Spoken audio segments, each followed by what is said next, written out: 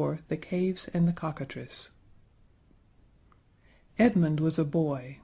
The people who did not like him said that he was the most tiresome boy that ever lived, but his grandmother and his other friends said that he had an inquiring mind. And his granny often added that he was the best of boys, but she was very kind and very old. Edmund loved to find out about things. Perhaps you will think that in that case he was constant in his attendance at school, since there, if anywhere, we may learn whatever there is to be learned. But Edmund did not want to learn things. He wanted to find things out, which is quite different. His inquiring mind led him to take clocks to pieces to see what made them go, to take locks off doors to see what made them stick. It was Edmund who cut open the India rubber ball to see what made it bounce, and he never did see, any more than you did when you tried the same experiment. Edmund lived with his grandmother. She loved him very much, in spite of his inquiring mind, and hardly scolded him at all when he frizzled up her tortoise-shell comb in his anxiety to find out whether it was made of real tortoise-shell or of something that would burn. Edmund went to school, of course, now and then, and sometimes he could not prevent himself from learning something, but he never did it on purpose. "It is such waste of time," said he. "They only know what everybody knows. I want to find out new things that nobody has thought of but me." "I don't think you're likely to find out anything that none of the wise men in the whole world have thought of all these thousands of years," said Granny. But Edmund did not agree with her. He played truant whenever he could, for he was a kind-hearted boy, and could not bear to think of a master's time and labor being thrown away on a boy like himself, who did not wish to learn, only to find out, when there were so many worthy lads thirsting for instruction in geography and history and reading and ciphering and Mr. Smiles's self-help. Other boys played truant too, of course, and these went nutting or blackberrying or wild plum gathering. But Edmund never went on the side of the town where the green woods and hedges grew. He always went up the mountain where the great rocks were, and the tall, dark pine trees, and where other people were afraid to go because of the strange noises that came out of the caves. Edmund was not afraid of these noises, though they were very strange and terrible. He wanted to find out what made them. One day he did. He had invented, all by himself, a very ingenious and new kind of lantern, made with a turnip and a tumbler, and when he took the candle out of Granny's bedroom candlestick to put in it, it gave quite a splendid light. He had to go to school next day, and he was caned for being absent without leave, although he very straightforwardly explained that he had been too busy making the lantern to have time to come to school. But the day after he got up very early and took the lunch Granny had ready for him to take to school, 2 boiled eggs and an apple turnover, and he took his lantern and went off as straight as a dart to the mountains to explore the caves. The caves were very dark, but his lantern lighted them up beautifully, and they were most interesting caves, with stalactites and stalagmites and fossils, and all the things you read about in the instructive books for the young. But Edmund did not care for any of these things just then. He wanted to find out what made the noises that people were afraid of, and there was nothing in the caves to tell him. Presently he sat down in the biggest cave and listened very carefully, and it seemed to him that he could distinguish 3 different sorts of noises. There was a heavy rumbling sound, like a very large old gentleman asleep after dinner, and there was a smaller sort of rumble going on at the same time, and there was a sort of crowing, clucking sound, such as a chicken might make if it happened to be as big as a haystack. "It seems to me," said Edmund to himself, "that the clucking is nearer than the others." So he started up again and explored the caves once more. He found out nothing, but about halfway up the wall of the cave he saw a hole. And being a boy, he climbed up to it and crept in, and it was the entrance to a rocky passage.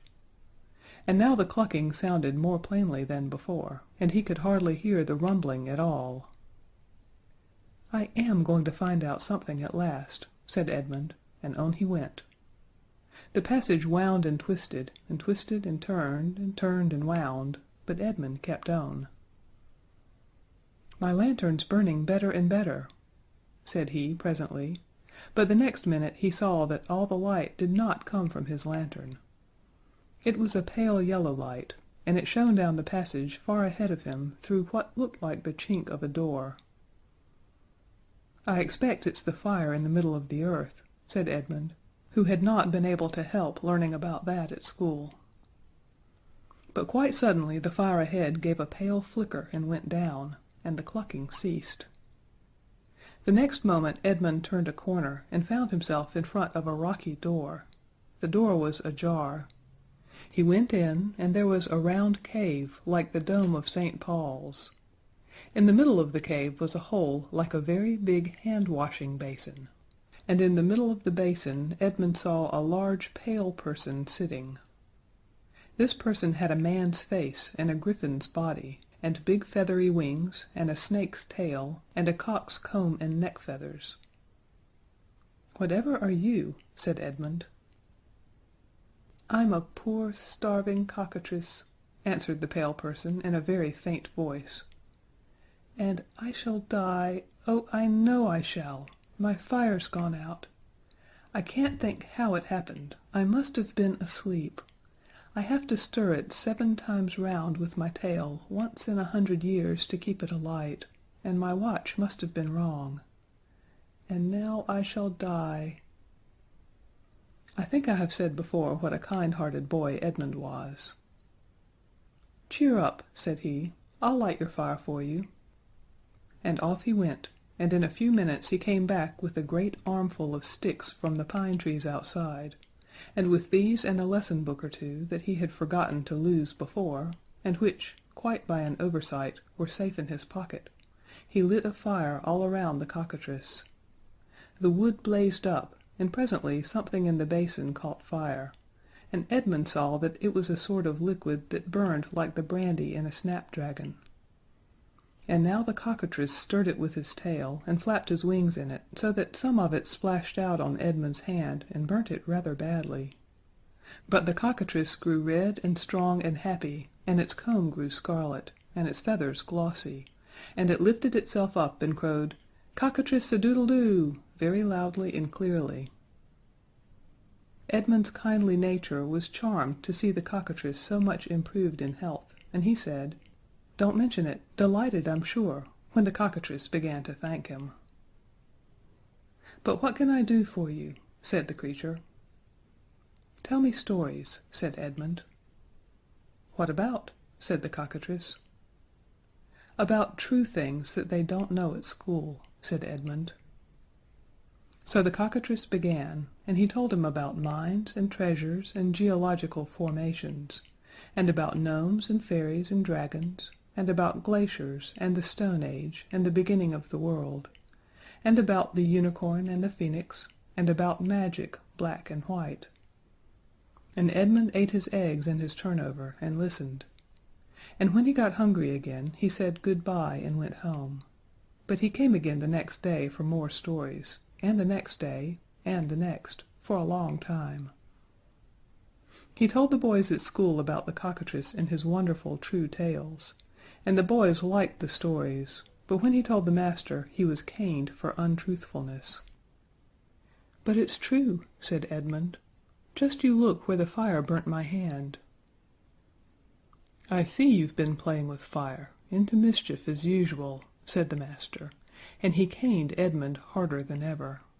The master was ignorant and unbelieving, but I am told that some schoolmasters are not like that. Now one day Edmund made a new lantern out of something chemical that he sneaked from the school laboratory, and with it he went exploring again to see if he could find the things that made the other sorts of noises. And in quite another part of the mountain he found a dark passage all lined with brass, so that it was like the inside of a huge telescope, and at the very end of it he found a bright green door. There was a brass plate on the door that said, "Mrs. D. Knock and ring," and a white label that said, "Call me at 3." Edmund had a watch. It had been given to him on his birthday 2 days before, and he had not yet had time to take it to pieces to see what made it go, so it was still going. He looked at it now. It said 3:15. Did I tell you before what a kind-hearted boy Edmund was? He sat down on the brass doorstep and waited till 3 o'clock. Then he knocked and rang, and there was a rattling and puffing inside. The great door flew open, and Edmund had only just time to hide behind it when out came an immense yellow dragon, who wriggled off down the brass cave like a long rattling worm, or perhaps more like a monstrous centipede. Edmund crept slowly out and saw the dragon stretching herself on the rocks in the sun, and he crept past the great creature and tore down the hill into the town, and burst into school crying out, "There's a great dragon coming! Somebody ought to do something, or we shall all be destroyed." He was caned for untruthfulness without any delay. His master was never one for postponing a duty. "But it's true," said Edmund. "You just see if it isn't." He pointed out of the window, and everyone could see a vast yellow cloud rising up into the air above the mountain. "It's only a thunder shower," said the master, and caned Edmund more than ever. The master was not like some masters I know. He was very obstinate, and would not believe his own eyes if they told him anything different from what he had been saying before his eyes spoke.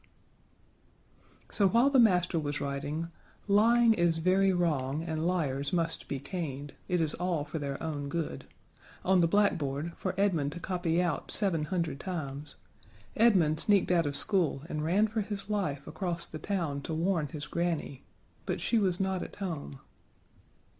So then he made off through the back door of the town, and raced up the hill to tell the cockatrice and ask for his help. It never occurred to him that the cockatrice might not believe him. You see, he had heard so many wonderful tales from him, and had believed them all. And when you believe all a person's stories, they ought to believe yours. This is only fair.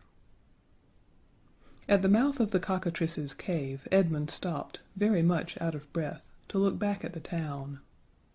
As he ran, he had felt his little legs tremble and shake while the shadows of the great yellow cloud fell upon him. Now he stood once more between warm earth and blue sky, and looked down on the green plain dotted with fruit trees and red-roofed farms and plots of gold corn. In the middle of that plain the gray town lay, with its strong walls with the holes pierced for the archers, and its square towers with holes for dropping melted lead on the heads of strangers, its bridges and its steeples, the quiet river edged with willow and alder, and the pleasant green garden place in the middle of the town, where people sat on holidays to smoke their pipes and listen to the band. Edmund saw it all, and he saw, too, creeping across the plain, marking her way by a black line as everything withered at her touch, the great yellow dragon, and he saw that she was many times bigger than the whole town. "Oh, my poor dear granny," said Edmund, for he had a feeling heart, as I ought to have told you before. The yellow dragon crept nearer and nearer, licking her greedy lips with her long red tongue, and Edmund knew that in the school his master was still teaching earnestly, and still not believing Edmund's tale the least little bit. "He'll jolly well have to believe it soon, anyhow," said Edmund to himself, and though he was a very tender-hearted boy, I think it only fair to tell you that he was this. I am afraid he was not as sorry as he ought to have been to think of the way in which his master was going to learn how to believe what Edmund said. Then the dragon opened her jaws wider and wider and wider. Edmund shut his eyes, for though his master was in the town, the amiable Edmund shrank from beholding the awful sight.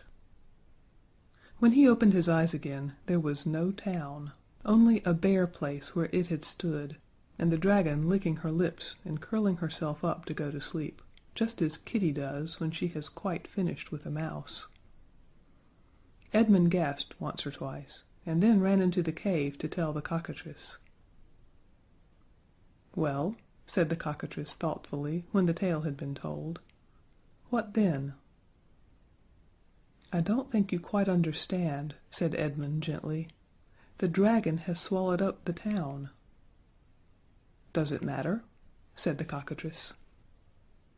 "But I live there," said Edmund blankly. "Never mind," said the cockatrice, turning over in the pool of fire to warm its other side, which was chilly, because Edmund had, as usual, forgotten to close the cave door. "You can live here with me." "I'm afraid I haven't made my meaning clear," said Edmund patiently. "You see, my granny is in the town, and I can't bear to lose my granny like this."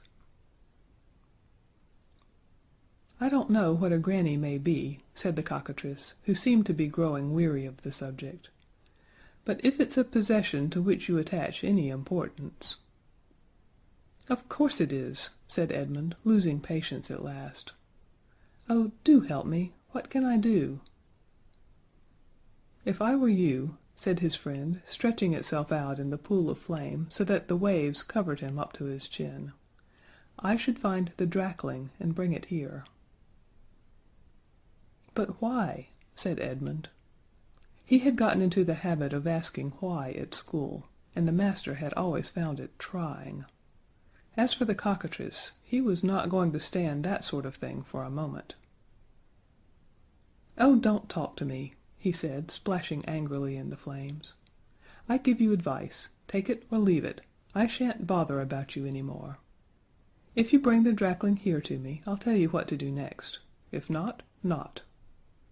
And the cockatrice drew the fire up close around his shoulders, tucked himself up in it, and went to sleep. Now this was exactly the right way to manage Edmund, only no one had ever thought of trying to do it before. He stood for a moment looking at the cockatrice. The cockatrice looked at Edmund out of the corner of his eye, and began to snore very loudly. And Edmund understood, once and for all, that the cockatrice wasn't going to put up with any nonsense. He respected the cockatrice very much from that moment, and set off at once to do exactly as he was told, for perhaps the first time in his life. Though he had played truant so often, he knew one or two things that perhaps you don't know, though you have always been so good and gone to school regularly. For instance, he knew that a drakling is a dragon's baby, and he felt sure that what he had to do was to find the third of the 3 noises that people used to hear coming from the mountains. Of course, the clucking had been the cockatrice, and the big noise, like a large gentleman asleep after dinner, had been the big dragon. So the smaller rumbling must have been the drakling. He plunged boldly into the caves, and searched and wandered, and wandered and searched, and at last he came to a 3rd door in the mountain, and on it was written, "The baby is asleep." Just before the door stood 50 pairs of copper shoes, and no one could have looked at them for a moment without seeing what sort of feet they were made for each shoe had 5 holes in it for the drakling's 5 claws. And there were 50 pairs, because the drakling took after his mother and had 100 feet, no more and no less. He was the kind called Draco Centipedis in the learned books. Edmund was a good deal frightened, but he remembered the grim expression of the cockatrice's eye, and the fixed determination of his snore still rang in his ears, in spite of the snoring of the drakling, which was, in itself, considerable. He screwed up his courage, flung the door open, and called out, "Hello, you drakling! Get out of bed this minute!" The drakling stopped snoring and said sleepily, "It ain't time yet."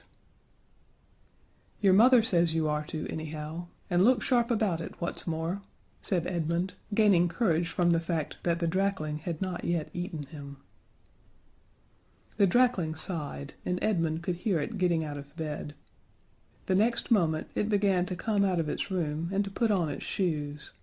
It was not nearly so big as its mother, only about the size of a Baptist chapel. "Hurry up," said Edmund, as it fumbled clumsily with the 17th shoe. "Mother said I was never to go out without my shoes," said the drakling, so Edmund had to help it to put them on. It took some time, and was not a comfortable occupation. At last the drakling said it was ready, and Edmund, who had forgotten to be frightened, said, "Come on, then," and they went back to the cockatrice. The cave was rather narrow for the drakling, but it made itself thin, as you may see a fat worm do when it wants to get through a narrow crack in a piece of hard earth. "Here it is," said Edmund, and the cockatrice woke up at once, and asked the drakling very politely to sit down and wait. "Your mother will be here presently," said the cockatrice, stirring up its fire. The drakling sat down and waited, but it watched the fire with hungry eyes. "I beg your pardon," it said at last, "but I am always accustomed to having a little basin of fire as soon as I get up, and I feel rather faint. Might I?" It reached out a claw toward the cockatrice's basin.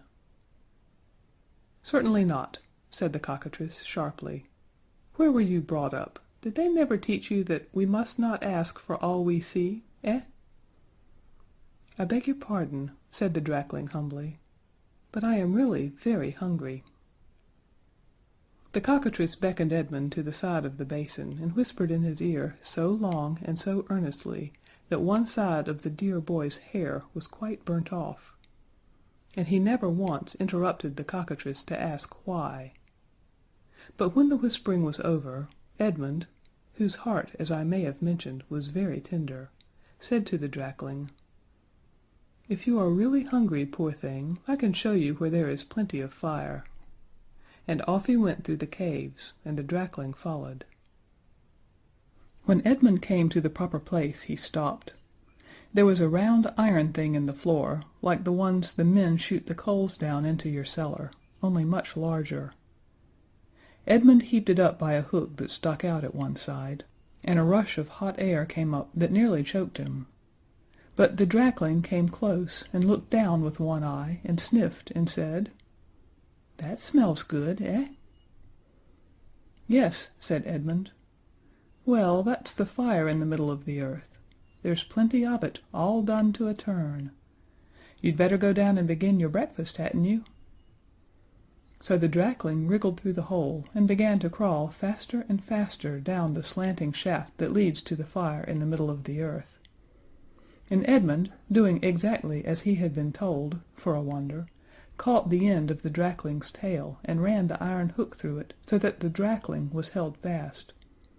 And it could not turn around and wriggle up again to look after its poor tail, because, as everyone knows, the way to the fires below is very easy to go down, but quite impossible to come back on. There is something about it in Latin beginning facilis descensus. So there was the drakling fast by the silly tail of it, and there was Edmund, very busy and important, and very pleased with himself, hurrying back to the cockatrice. "Now," said he. "Well now," said the cockatrice, "go to the mouth of the cave and laugh at the dragon so that she hears you." Edmund very nearly said, "Why?" but he stopped in time and instead said, "She won't hear me." "Oh, very well," said the cockatrice. "No doubt you know best." And he began to tuck himself up again in the fire, so Edmund did as he was bid. And when he began to laugh his laughter echoed in the mouth of the cave till it sounded like the laughter of a whole castleful of giants. And the dragon, lying asleep in the sun, woke up and said very crossly, "What are you laughing at?" "At you," said Edmund, and went on laughing. The dragon bore it as long as she could, but, like everyone else, she couldn't stand being made fun of. So presently she dragged herself up the mountain very slowly, because she had just had a rather heavy meal, and stood outside and said, "What are you laughing at?" in a voice that made Edmund feel as if he should never laugh again. Then the good cockatrice called out, "At you! You've eaten your own drakling, swallowed it with the town. Your own little drakling. He he he! Ha ha ha!" And Edmund found the courage to cry, "Ha ha!" which sounded like tremendous laughter in the echo of the cave. "Dear me," said the dragon, "I thought the town stuck in my throat rather. I must take it out and look through it more carefully." And with that she coughed and choked, and there was the town on the hillside. Edmund had run back to the cockatrice, and it had told him what to do. So before the dragon had time to look through the town again for her drakling, the voice of the drakling itself was heard howling miserably from inside the mountain, because Edmund was pinching its tail as hard as he could in the round iron door, like the one where the men pour the coals out of the sacks into the cellar. And the dragon heard the voice and said, "Why, whatever's the matter with baby? He's not here," and made herself thin, and crept into the mountain to find her drakling. The cockatrice kept on laughing as loud as it could, and Edmund kept on pinching, and presently the great dragon, very long and narrow she had made herself, found her head where the round hole was with the iron lid.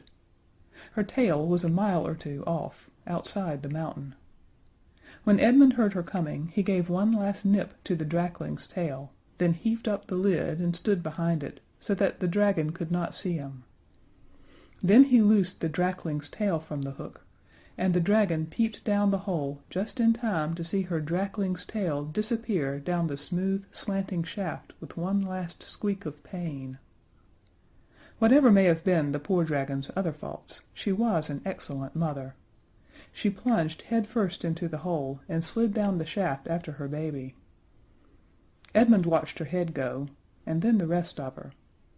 She was so long, now she had stretched herself thin, that it took all night. It was like watching a goods train go by in Germany. When the last joint of her tail had gone, Edmund slammed down the iron door.